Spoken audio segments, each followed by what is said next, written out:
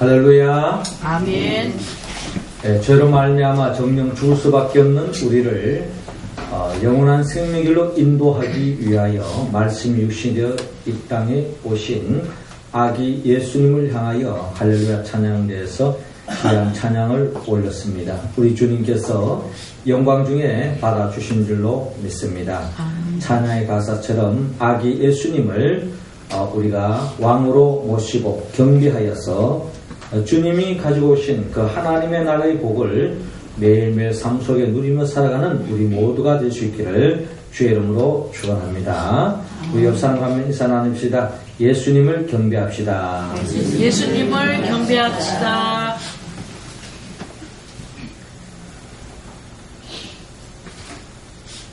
오는 12월 19일이 되면은 대통령 선거일이 있습니다. 이제 선거일이 열흘을 앞두고 있습니다. 아마 특별한 그 전에 주님이 재림하여 오시지 않는다면 아마 이 두 사람 중에 즉 새누리당의 박근혜 후보나 아니면 민주당의 문재인 후보 이 두 명 중에 한 분이 되지 않을까 하는 생각을 가져봅니다. 12월 19일 그전까지 이 두 분은 최선을 다해서 열심을 다해서 혼신을 다해서 유권자들의 표를 얻기 위해서 전신전력을 다할 것입니다. 또 그동안 우리 또한 기도하는 마음으로 정말 이 나라를 누가 잘 섬길 수 있겠는가, 누가 잘 이끌 수 있겠는가 기도하는 마음으로 또 우리가 임하고 또 그 투표에 임할 것입니다. 분명한 것은 12월 19일 투표를 하고 난 뒤 아마 그날 저녁쯤에 출구조사에 의하면은 나름대로 누가 당선될 것인가 밝혀질 것입니다. 또 그것도 확실하지 않고 분명히 이제 개수가 있고 난 뒤에 그 다음날 아침 되어지면은 완전히 이 두 사람 중에 한 분이 이제 대통령에 당선이 되어지는 역사가 일어날 것입니다. 그날은 반드시 옵니다. 그날이 되어지면 두 사람 중에 한 사람은 더없이 감격과 기쁨으로 그날을 맞이할 것이며 또 이 중에 한 사람은 더없는 실망과 또 좌절과 또 낙담하는 그런 감정을 또한 느낄 것입니다.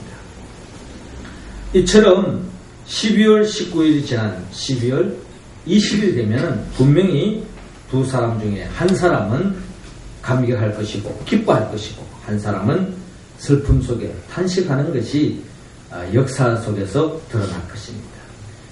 이처럼 주님이 재림하여 오실 때도 이 역사 속에서 두 종류의 사람이 나눠집니다.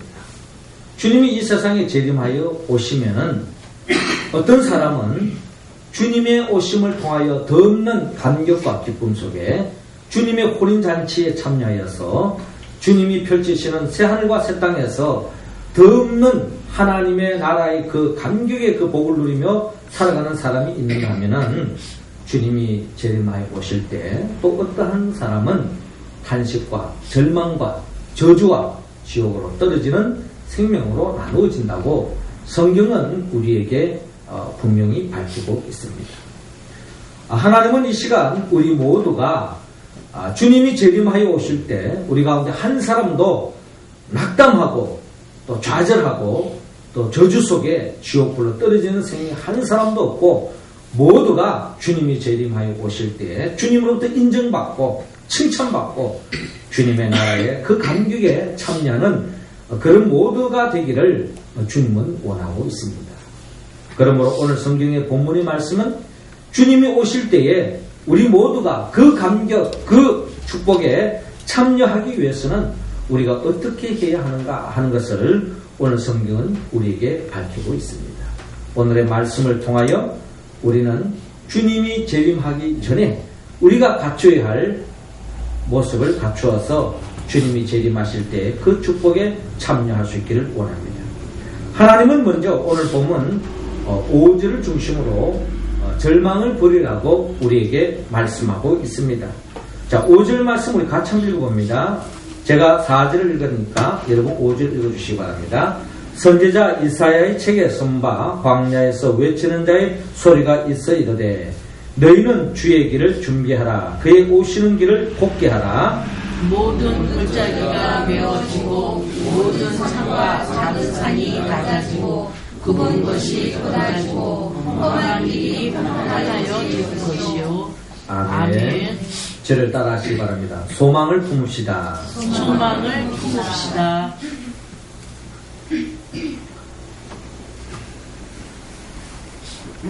예수님은 이 역사 속에 오랫동안 이스라엘 백성들이 메시아가 올 것이다 라고 기대했습니다. 아닌 게 아니라 예수님은 말씀이 육신이 되어 아기의 모습으로 이 땅에 태어났습니다.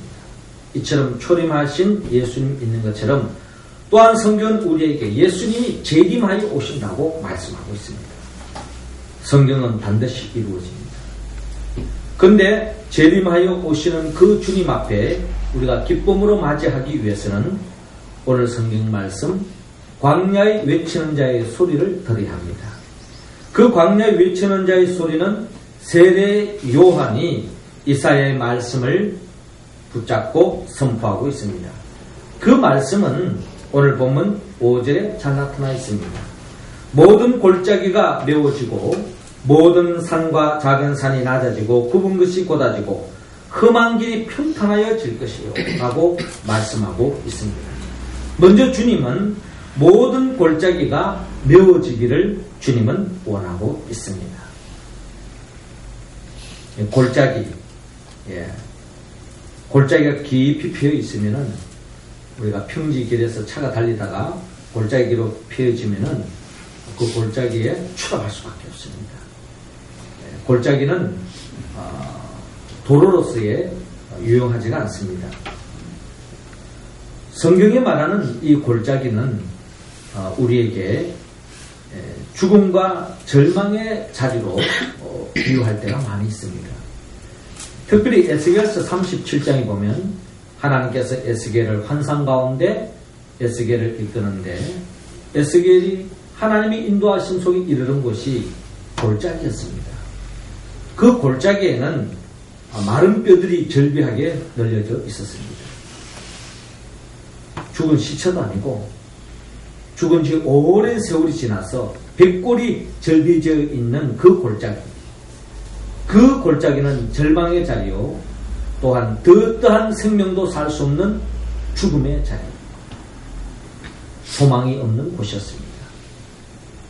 그리고 또한 시편 23편에 보면 시인 다윗이 내가 사망의 엄침한 골짜기로 다닐지라도 해를 두려워하지 않을 것은 주께서 나와 함께 하심이라 라고 고백하고 있는데, 이 다윗이 고백하는 이 사망의 엄침한 골짜기라고 하는 것은 그의 삶에 죽음의 지경에 이르는 극한 위기 속에 고통관 속에서 그는 사망의 엄침한 골짜기라고 그는 표현하고 있습니다. 이처럼 이 골짜기가 메워져야 한다 하는 이 말씀은 결국에는 절망 속에 있는 사람, 이런 사람들은 주님의 구원을 맛볼 수 없다라는 것입니다. 누가 주님의 구원을 맛볼 수 있느냐? 사망의 엄침한 골짜기로 다닌다 할지라도 내가 두려워하지 않은 것은 주께서 나와 함께 하심이라 하는 이 다윗의 고백처럼, 비록 우리의 삶의 자리가 절망 속에 고통 속에 놓여져 있다 할지라도 그 골짜기를 바라보며 절망하는 사람은 주님의 구원의 손길을 입을 수가 없습니다. 비록 죽음의 골짜기에 놓여져 있다 할지라도 주님을 갈망하고 주님이 나와 함께 하시고 주님께서 내 구원의 손길을 베풀어 주다는 그 믿음을 가진 사람, 소망 가운데 있는 사람은 결국 하나님의 구원을 맛볼 수 있다 하는 것을 오늘 성경은 우리에게 말씀하고 있습니다. 지난 주간에 보면은 4일에 소말리아 해적으로부터 납치를 당한 지 582일 만에 풀려난 제미니오의 한국 선언이 이렇게 해적에서 이제 풀려나서 김해 공항에 도착하여서 꽃다발을 받고 또 인사하는 그런 광경을 우리는 뉴스를 통해서 보게 되었습니다. 작년 3월 28일 한국을 떠난 지 약 619일 만에 다시 본국으로 돌아오게 되었습니다. 그들은 감격 속에서 그동안 저희들이 무사히 구출할 수 있도록 염려해 주신 국민과 석방을 위해서 노력에 아끼지 않으신 고생하신 정부에 감사를 드립니다 하고 고개 숙여 감사의 표현을 하는 것을 바라볼 수 있습니다. 이들이 그 소말리아 해적으로부터 납치를 당해서 약 600일 기간 동안에 그 보내는 그 세월 속에서의 감격을 물어보았더니 그들은 한결같이 여기까지 온 게 정말 꿈만 같습니다 라고 이야기했습니다. 여기까지 온 게 정말 꿈만 같습니다. 우리가 어떨 때 꿈만 같다고 이야기합니다. 도저히 있을 수 없는 일들이 전개되어졌을 때 꿈만 같은 일이 이루어졌다 이야기하지 않습니까? 아마 이들은 살아서 한국에 돌아간다, 살아서 다시 가족을 만난다, 꿈꾸는 이야기에 불과했을 것입니다. 그러나 그들은 소망을 잃지 않고 끝까지 인내하면서 그 소말리아 해적으로부터 납치 생활을 잘 이겨나갔기 때문에 오늘의 이 감격을 누릴 수 있게 된 것 같습니다. 그는 또한 어떤 기관사 이상훈 씨는 이렇게 표현합니다. 지옥에서 천당으로 온 느낌입니다 라고 이야기합니다. 지옥에서 천당으로 온 느낌입니다. 지옥 같은 그 어려움 속에서 다시 살아나게 되었다 하는 말씀을 들려주고 있습니다.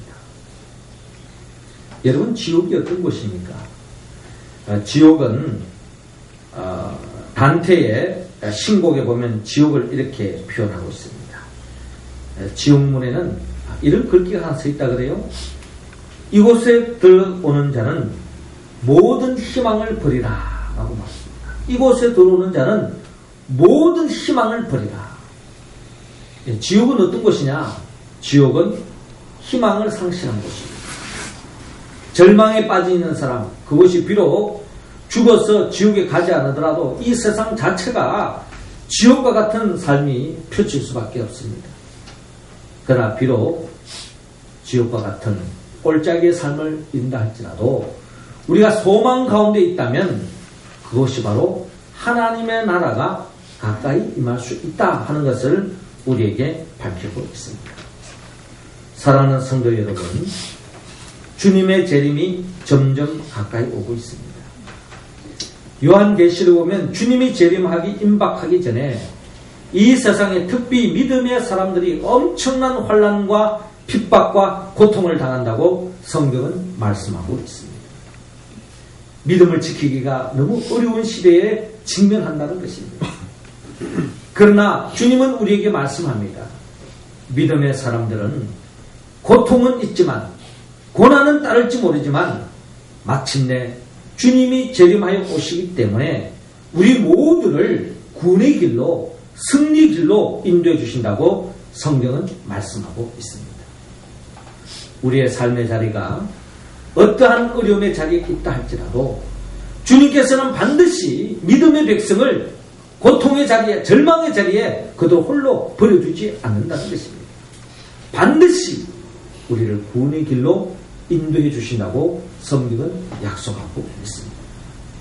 시편 기자 다윗은 내가 사망의 엄침한 골짜기로 다닐지라도 해를 두려워하지 않는 것은 주께서 나와 함께 하신다고 하는 그 믿음으로 그 어려움을 이겨나갔던 것처럼 여러분들의 삶의 자리가 그 얼마나 어려움이 있다 할지라도 거기에 좌절하시고 절망하지 마시고 주님이 반드시 구원의 손길을 내밀어 주신다 하는 그 믿음으로 소망 가운데 어려움을 이기시고 승리하며 나아가는 우리 모두가 될 수 있기를 주의 이름으로 축원합니다. 이어서 주님이 재림하여 오실 때 우리가 기쁨으로 맞이하기 위해서는 오늘 주님께서는 본문 5절을 중심으로 교만을 버리라 라고 말씀하고 있습니다. 자, 5절 말씀 다시 한 번 더 우리 할렐루야 찬양 가운데 읽어주시기 바랍니다. 시작. 모든 골짜기가 메워지고 모든 산과 작은 산이 낮아지고 굽은 것이 쏟아지고 험한 길이 평평해질 것이요. 아멘. 주님께서는 교만을 버리라고 우리에게 말씀하고 있습니다. 주님이 이 땅에 초림하여 오셨을 때에 교만한 자는 주님을 영접하지 않았습니다. 교만한 자는 예수님을 죽이는데 앞장섰습니다. 주님이 재림하여 오시기 전에도 마찬가지입니다. 교만한 자는 주님의 심판의 자리에 이르지만은 겸손한 자는 주님의 혼인잔치에 참여할 수 있다고 성경은 말씀합니다. 그러므로 세례 요한은 광야에 외치는 자의 소리로서 이 마지막 때에 우리 모두 또한 주님의 재림하실 때 그 혼인잔치에 참여하기 위해서 주님은 특별히 오늘 본문 5절을 통하여 모든 산과 작은 산이 낮아지기를 원하고 있습니다. 모든 산과 작은 산이 낮아지기를 원하고 있습니다. 우리 앞에 평지를 달리다가 높은 산이 우리 앞에 딱 가로놓여져 있으면 그 산을 넘어가기가 참으로 어렵습니다. 물론 이제 길이 딱 껴져 있으면 아무리 고바이라도 우리가 넘어갈 수 있지만은 길이 딱 껴져 있지 않은 높은 산이 우리 앞에 딱 가로막혀 있으면 앞으로 나아갈 수 없습니다.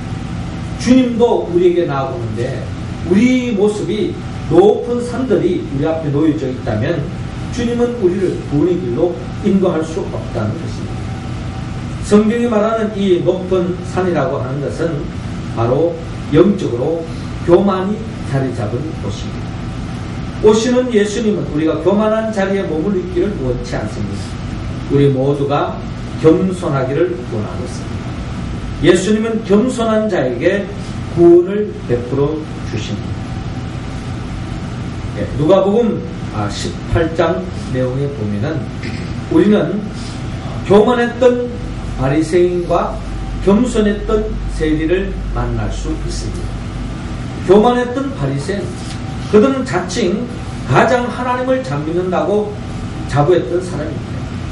누가복음 18장 11절에 보면 바리새인은 서서 따로 기도하여 가로되 하나님이여 나는 다른 사람들 곧 토색 불이 간음하는 자들과 같이 아니하고 이 세리와도 같이 아니함을 감사하나이다.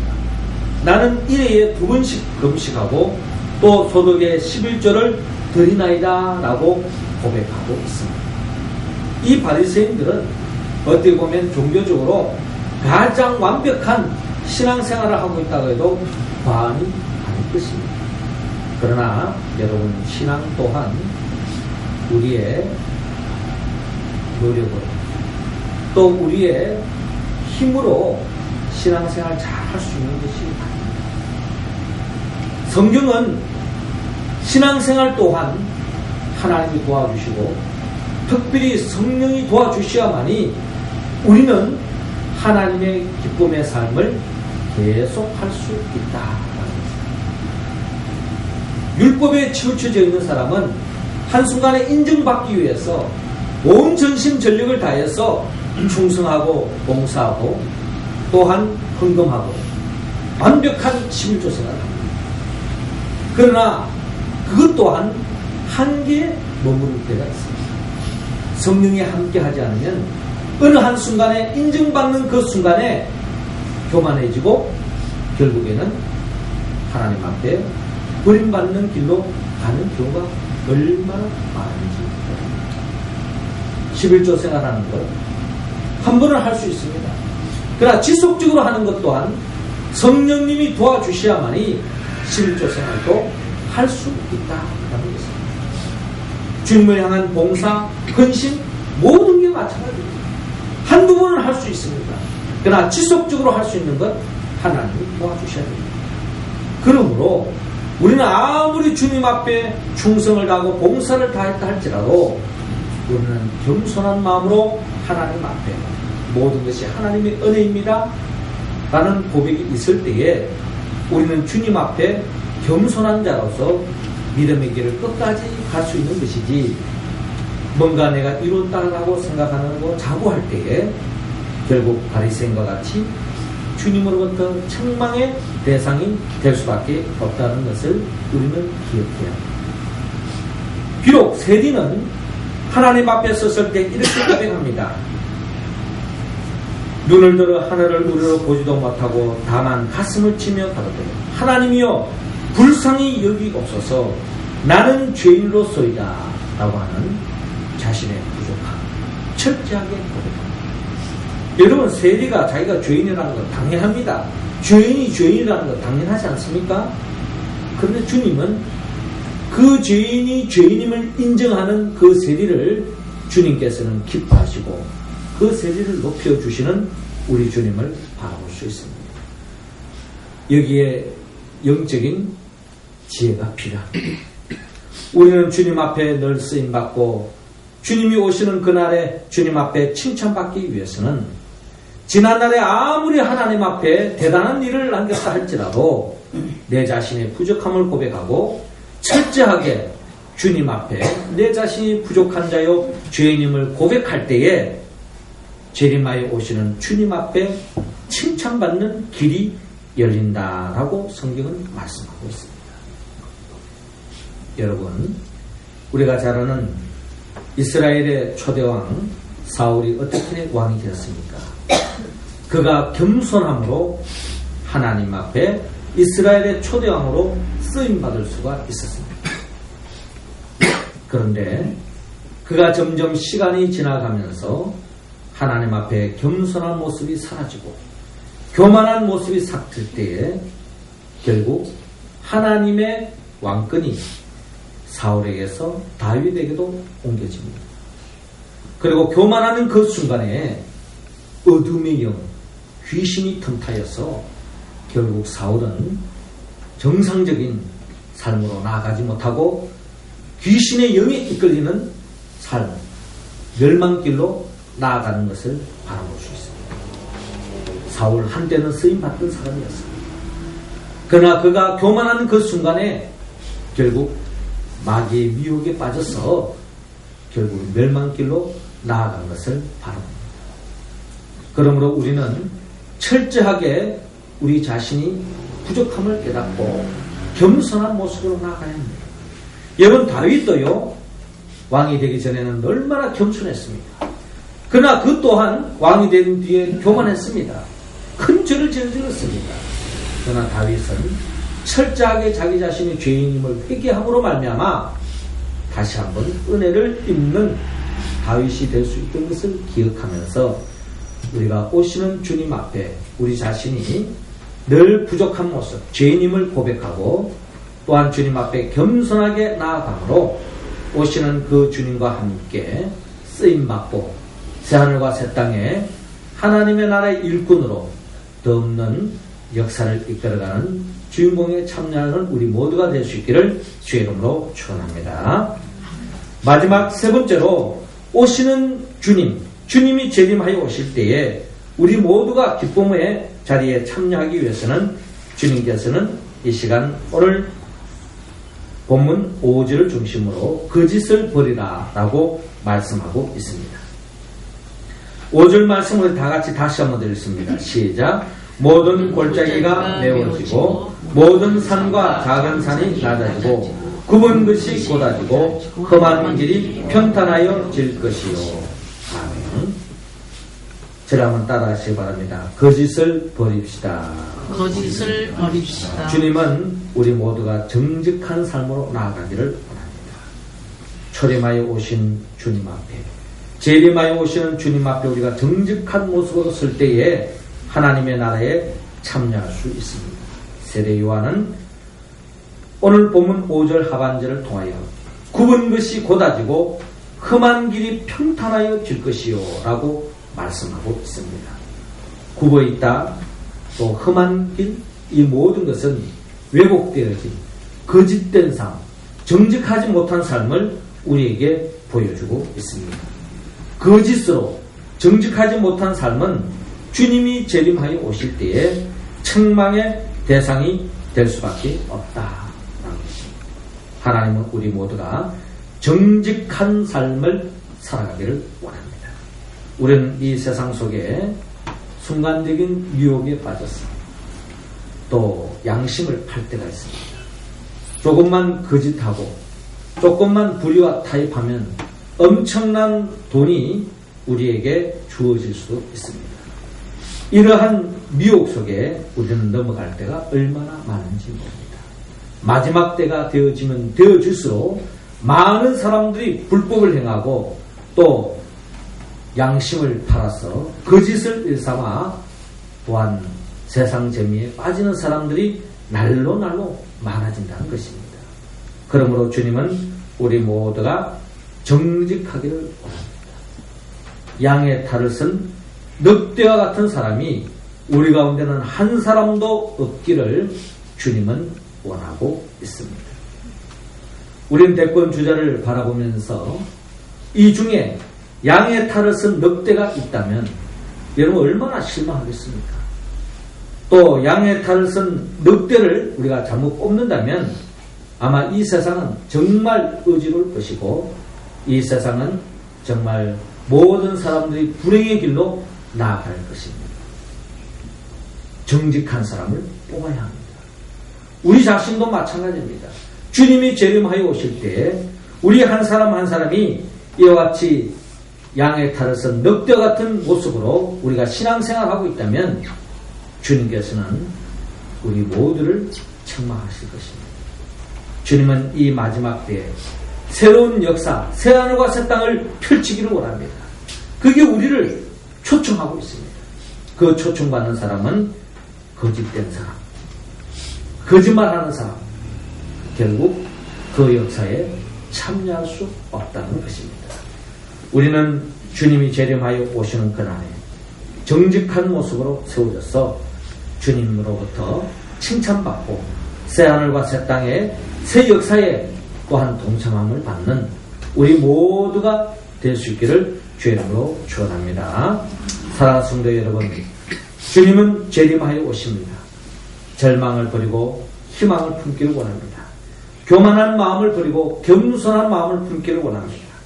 거짓을 버리고 정직한 삶을 살아가기를 원합니다. 그런 자만이 주님이 재림하여 오실 때에 진정 기쁨의 자리에 참여함을 받을 수 있습니다. 우리가 이와 같은 말씀에 응답할 수 있는 유일한 길은 성령의 도움을 받아야 합니다. 나를 위하여 십자가에 못 박혀 죽으시고 나를 위하여 부활하신 예수 그리스도의 영 보혜사 성령의 도움을 받았어 오늘의 이 말씀에 응답하여 하나님께 영광 돌리고 주님이 언제 어느 순간에 재림하여 오시더라도 주님 앞에 기쁨의 잔치에 참여함을 받는 우리 모두가 될 수 있기를 주의 이름으로 축원합니다. 기도드리겠습니다. 생명의 영 보혜사 성령님이시여 이 시간 우리에게 성령의 기름을 부어 주시옵소서. 우리 가운데 절망에 빠진 자가 있습니까? 주 안에서 희망을 붙잡게 하여 주옵소서.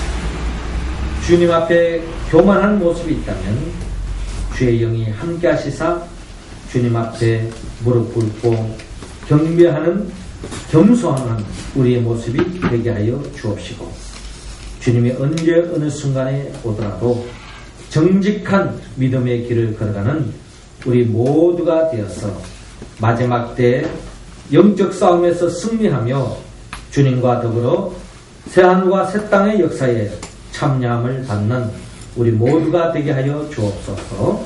예수님의 이름으로 기도드립나이다. 아멘.